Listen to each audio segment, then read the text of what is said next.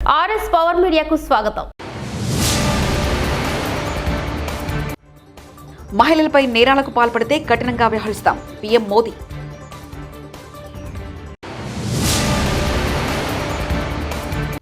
శ్రీకృష్ణుడు గీతాబోధ అనుసారమే అక్రమ నిర్మాణాల కూల్చివేత రేవంత్ రెడ్డి.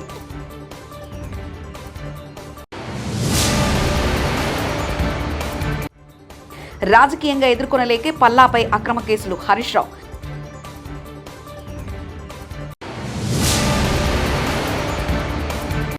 కాంగ్రెస్ నేతలకు ముచ్చెమటలు పట్టిస్తున్న వాల్మీకి స్కామ్ కేటీఆర్.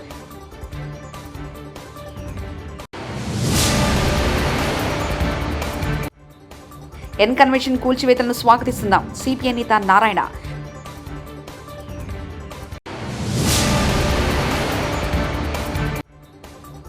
తిరుమల శ్రీవారిని దర్శించుకున్న క్రికెటర్ ఉమేష్ యాదవ్. మహిళలపై పెరుగుతున్న నేరాలపై ప్రధానమంత్రి నరేంద్ర మోదీ కీలక ప్రకటన చేశారు. మహిళలపై నేరాలకు పాల్పడే వారి పట్ల కఠినంగా వ్యవహరిస్తామని, ఎట్టి పరిస్థితుల్లోనూ వారిని విడిచిపెట్టేది లేదని హెచ్చరించారు. మహారాష్ట్రలోని జల్గావ్లో ఆదివారం నాడు జరిగిన లఖ్పతి దీదీ కార్యక్రమంలో ప్రధాని పాల్గొన్నారు. ఈ సందర్భంగా ఆయన మాట్లాడుతూ మహిళలపై నేరాలకు పాల్పడే వారిని శిక్షించేందుకు కఠిన చట్టాలను రూపొందిస్తామని చెప్పారు. आज देश का कोई भी राज्य हो, अपनी बहनों बेटियों की पीड़ा को, उनके गुस्से को मैं समझ रहा हूं. मैं एक बार फिर देश के हर राजनीतिक दल से कहूंगा, हर राज्य सरकार से कहूंगा, మిస్ ఇండియా పోటీలో ఎస్టీ, ఎస్సీ, మైనార్టీ వాళ్ళు ఎందుకు ఉండట్లేదు? మిస్ ఇండియా లిస్ట్ తీశాను, అందులో ఒక్క దళిత్, ఆదివాసీ, ఓబీసీకి సంబంధించిన మహిళ ఉండరు. బాలీవుడ్లో సైతం 90% వీళ్ళెవరూ ఉండరంటూ రాహుల్ గాంధీ వ్యాఖ్యానించారు. मैंने चेक किया भाई, मैंने लिस्ट निकाली है. मैंने कहा भैया मिस इंडिया की लिस्ट निकाली. मैंने कहा देखता हूं. मैं कहता हूं देखो यार, अच्छा अब कहते हैं मिस इंडिया की लिस्ट निकाली मैंने. सुनो मैंने मिस इंडिया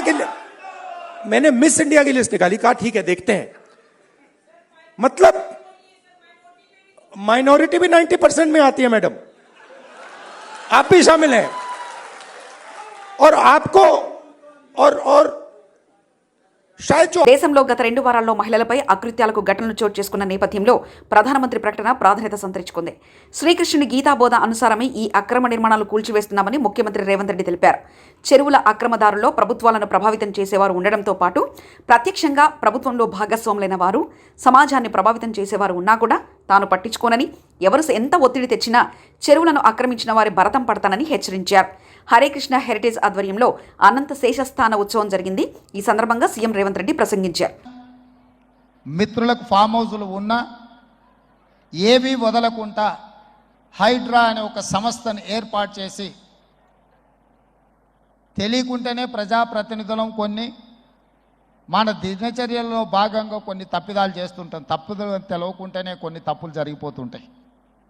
మరి ఆ ఖాతాను సవరించుకోవడానికి, ఆ బ్యాలెన్స్ షీట్ను సవరించుకోవడానికి తెలిసి కొన్ని మంచి పనులు చేయాలని నేను ప్రగాఢంగా విశ్వసిస్తున్నా, నమ్ముతున్నా. ఆ తెలిసి చెయ్యాలనుకుంటున్న మంచి పనుల్లో భాగము ఈ చెరువులను చెరబట్టిన వాళ్ళ నుంచి విముక్తి కలిగించాలన్న ఏకైక లక్ష్యంతోనే ఈరోజు చెరువులను ఆక్రమించుకున్న వాళ్ళను ఎవరిని వదలకుండా ఉక్కు పాదంతో అణిచివేయాలన్న ఆలోచన, అందులో నిర్మాణాలను ఏ ఒత్తిడి వచ్చినా వెనక్కి తక్కకుండా తొలగించాలన్న ఆలోచనతోనే ఈరోజు ఈ చెరువులలో ఉన్న అక్రమ కట్టడాలను కూలగొడుతున్నాము. దీనికి స్ఫూర్తి భగవద్గీత. తెలంగాణ టీడీపీ నేతలతో ఆ పార్టీ చీఫ్ చంద్రబాబు భేటీ అయ్యారు. హైదరాబాద్లోని ఎన్టీఆర్ భవన్ సమావేశంలో పాల్గొన్నారు. ఈ సందర్భంగా సభ్యత్వ నమోదు కార్యక్రమం, స్థానిక సంస్థల ఎన్నికల సన్నద్ధపై దిశానిర్దేశం చేశారు. పార్టీ రాష్ట్ర అధ్యక్షుడి ఎంపికపై కూడా నేతల అభిప్రాయం తీసుకున్నట్లు సమాచారం. 2036 ఒలింపిక్స్ హైదరాబాద్లో నిర్వహించే అవకాశం ఇవ్వాలని కేంద్రాన్ని కోరామని సీఎం రేవంత్ రెడ్డి తెలిపారు. ఒలింపిక్ ఆర్గనైజ్ చేసే సత్తా హైదరాబాద్కు తమ ప్రభుత్వానికి ఉందని చెప్పారు. క్రీడల్ని ప్రోత్సహించాలనేదే ప్రభుత్వ ధ్యేయమన్నారు. మొన్ననే సిరాస్కు గ్రూప్ 1 ఉద్యోగం ఇచ్చామని, బాక్సర్ నిఖత్ జర్కిన్కు 2 కోట్ల నగదు, డీఎస్పీ పోస్ట్ ఇచ్చినట్లు ఆయన పేర్కొన్నారు. వచ్చే అకాడమిక్ ఇయర్ నుంచి స్పోర్ట్స్ యూనివర్సిటీని ప్రారంభిస్తామని ఆయన వెల్లడించారు.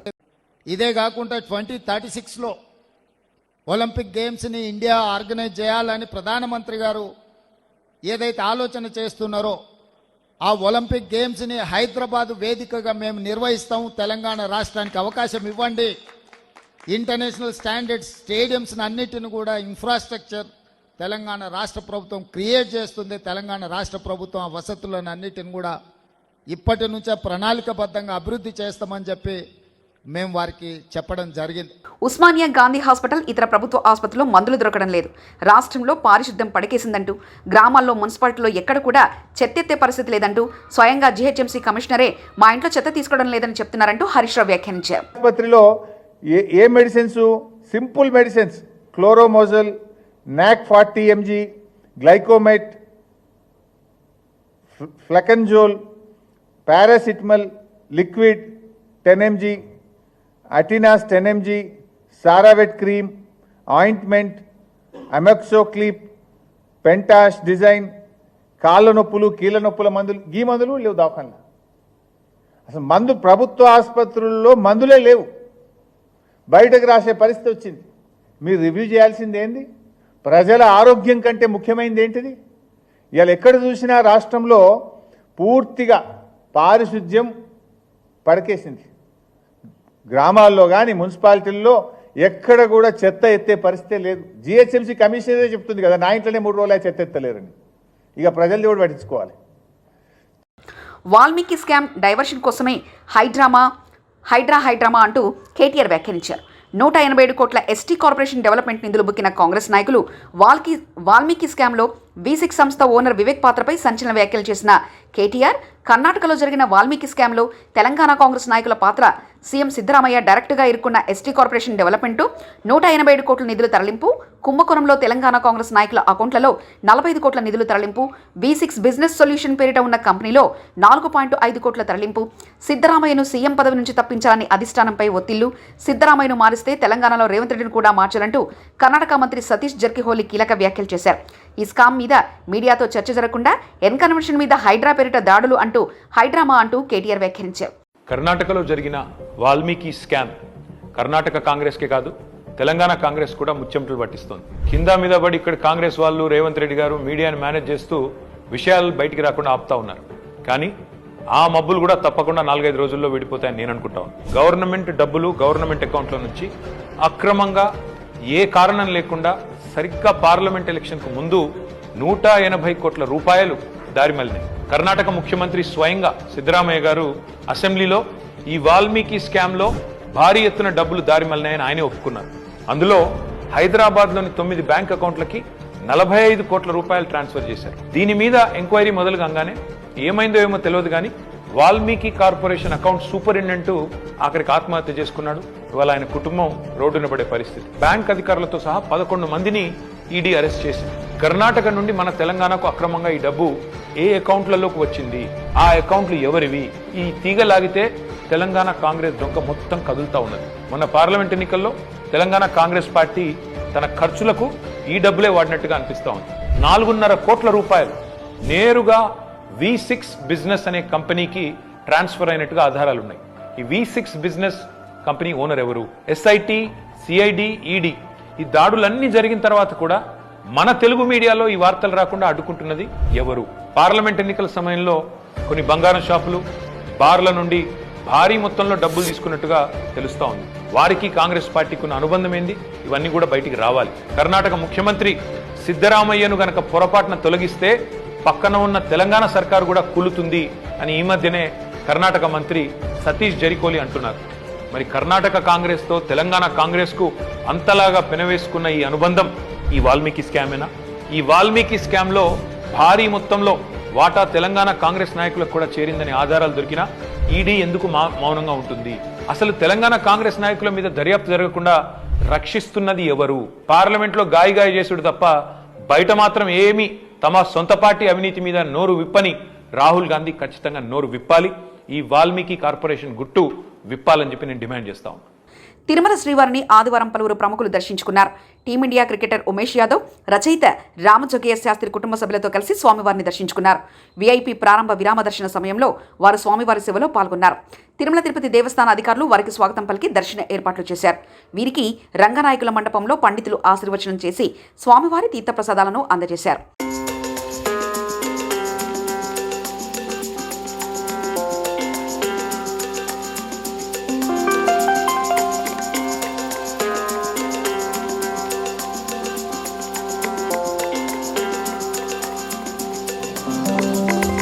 మాదాపూర్లో సినీ నటుడు అక్కినేని నాగార్జునకు చెందిన ఎన్ కన్వెన్షన్ కూల్చివేతలను స్వాగతిస్తున్నామని సిపిఐ జాతీయ కార్యదర్శి నారాయణ తెలిపారు.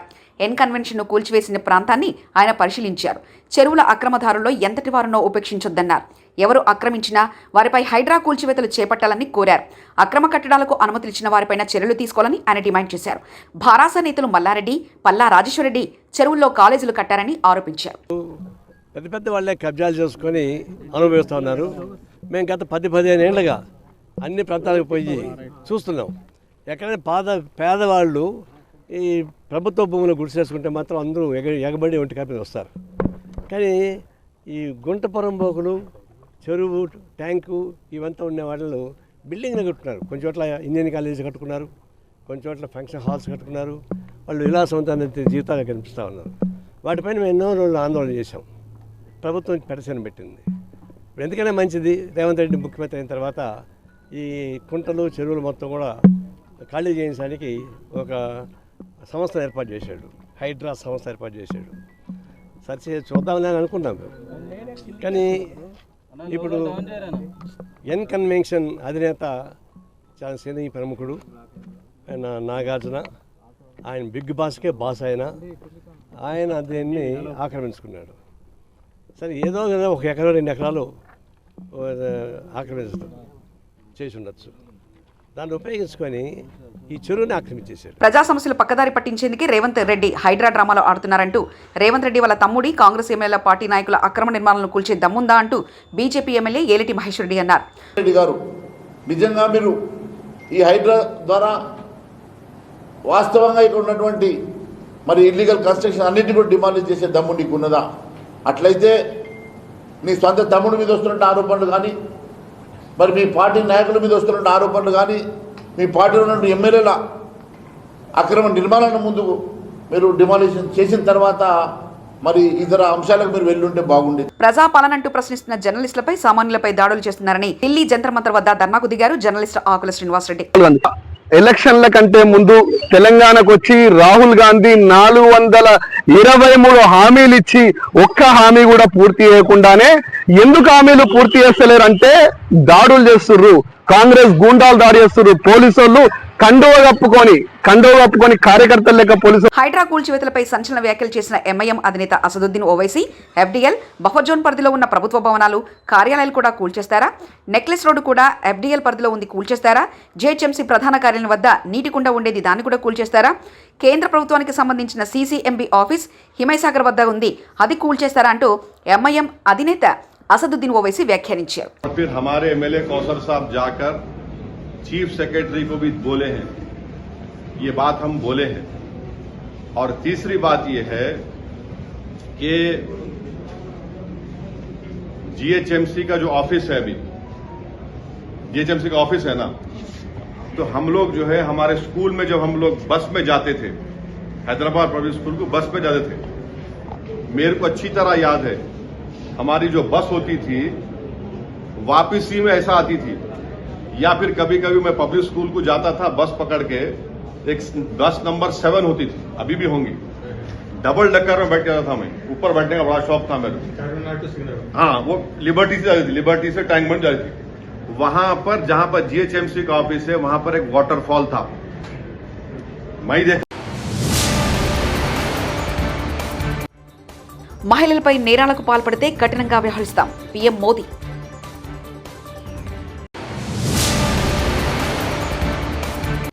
శ్రీకృష్ణుడు గీతాబోధ అనుసారమే అక్రమ నిర్మాణాల కూల్చివేత, రేవంత్ రెడ్డి.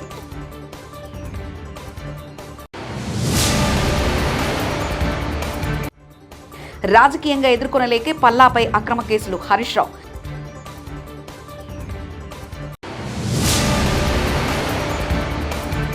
కాంగ్రెస్ నేతలకు ముచ్చెమటలు పట్టిస్తున్న వాల్మీకి స్కామ్ కేటీఆర్.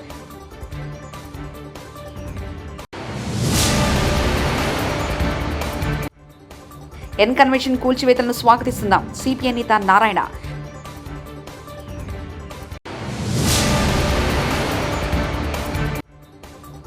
తిరుమల శ్రీవారిని దర్శించుకున్న క్రికెటర్ ఉమేష్ యాదవ్. మరిన్ని న్యూస్ కోసం చూస్తూనండి RS పవర్ మీడియా.